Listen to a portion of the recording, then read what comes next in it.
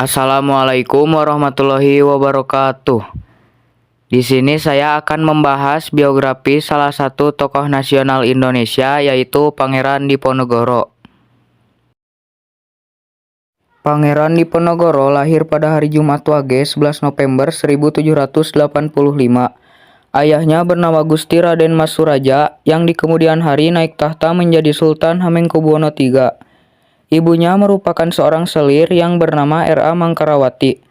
Pangeran Diponegoro lahir dengan nama Raden Mas Mustahar. Lalu pada tahun 1805, namanya diganti menjadi Raden Mas Ontowiryo oleh kakeknya. Selanjutnya pada tahun 1812, ketika ayahnya naik tahta, ia diberi gelar pangeran, yaitu Pangeran Diponegoro. Menjelang dewasa, Pangeran Diponegoro menolak keinginan sang ayah untuk menjadi raja. Dia beralasan karena posisi ibunya bukanlah seorang permaisuri, dan hal itulah yang membuatnya merasa tidak layak untuk menduduki jabatan tersebut.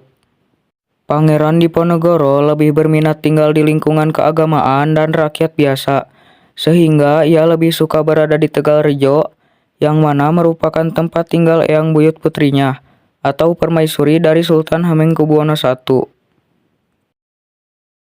Pemberontakan Pangeran Diponegoro ke keraton dimulai ketika kepemimpinan Sultan Hamengkubuwono V pada tahun 1822. Pada masa itu, Pangeran Diponegoro menjadi salah satu anggota perwalian yang menemani Sultan Hamengkubuwono V yang masih berusia 3 tahun. Sedangkan pemerintah keraton biasanya dipegang oleh Patih Danurejo dan Keresidenan Belanda. Tentunya, Pangeran Diponegoro tidak menyetujui cara perwalian yang seperti itu.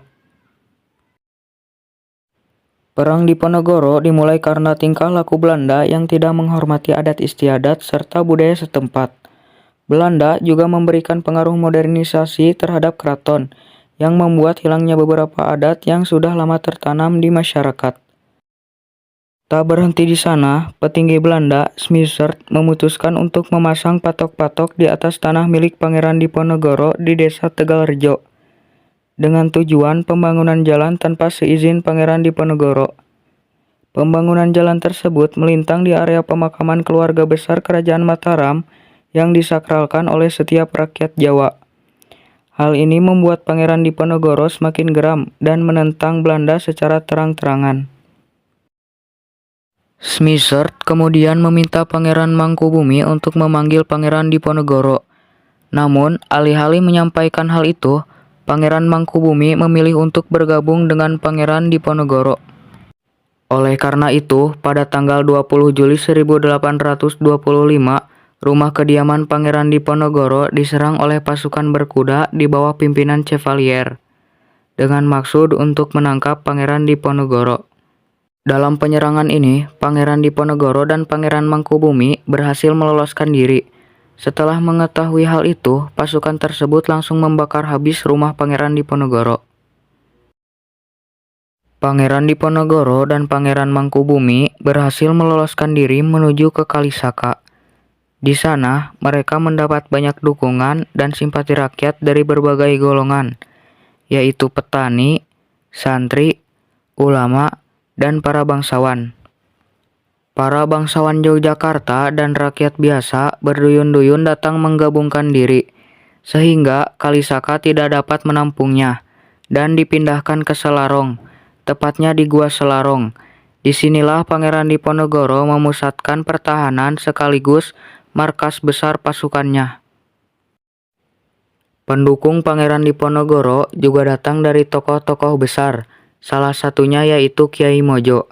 Keikutsertaan Kiai Mojo memberikan pengaruh yang sangat besar, karena Kiai Mojo memiliki banyak pengikut dari lapisan masyarakat. Bukan hanya Kiai Mojo, tokoh besar lainnya yang ikut mendukung Pangeran Diponegoro antara lain Raden Tumenggung Prawira Digdaya, Sunan Pangkubuwono VI, Pangeran Ngabehijaya Kusuma, dan Sentot Alipasa. Perang Puncak terjadi pada tahun 1827. Belanda mengerahkan 23.000 orang serdadu untuk menyerang pasukan Diponegoro. Bagi Belanda, Perang Diponegoro adalah perang terbuka dengan mengerahkan berbagai jenis pasukan. Pada tahun yang sama, pasukan Belanda melakukan penyerangan dengan sistem benteng, sehingga pasukan Diponegoro terjepit. Pada tahun 1829, Kiai Mojo ditangkap, menyusul kemudian Pangeran Mangkubumi dan Sentot Alipasa menyerahkan diri kepada Belanda. Belanda sempat memberi imbalan senilai 20.000 gulden kepada siapa saja yang berhasil menangkap atau membunuh Pangeran Diponegoro. Namun, rakyat yang berada di pihak Pangeran Diponegoro tidak goyah sedikit pun, yang membuat rencana ini dinilai gagal. Pada tahun 1830, Belanda mengambil jalan licik, yaitu mengundang Pangeran Diponegoro untuk berunding. Saat itu, Belanda menjamin apabila tidak terjadi kesepakatan, maka Pangeran Diponegoro dapat kembali dengan aman. Tawaran tersebut diterima karena Pangeran Diponegoro memperhatikan posisi pasukannya yang lemah. Perundingan tersebut tidak menghasilkan kesepakatan apapun. Pada akhirnya, Belanda berkhianat dan mengepung pasukan Diponegoro di Magelang.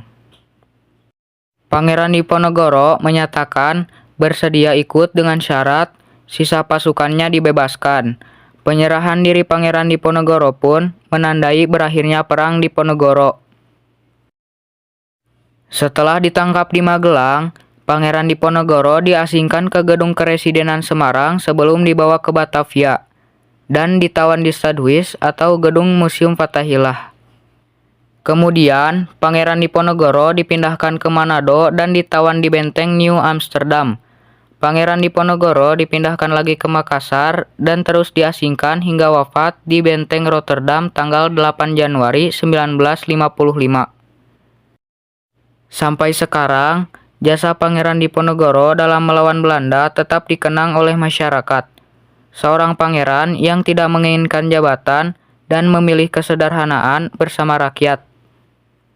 Meskipun bukan seorang sultan, Pangeran Diponegoro tetap merasa bertanggung jawab atas rakyat dan adat istiadat Keraton Yogyakarta. Sekian biografi singkat tentang Pangeran Diponegoro. Wassalamualaikum warahmatullahi wabarakatuh.